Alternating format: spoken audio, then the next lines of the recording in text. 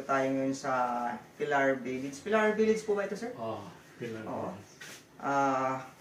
Ang concern ni sir ay yung nangangamoy ang gas sa heads. So, nandito tayo ngayon. Nag-thorough inspection tayo sa kanyang hose, sa connection, sa device, at saka sa regulator. So, we found out na ang leak ay hindi nag-umpisa dito. Ang problema po sa tangke na ginagamit.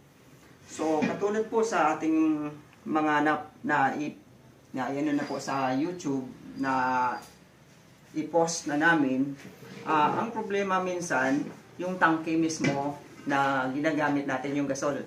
No, sir?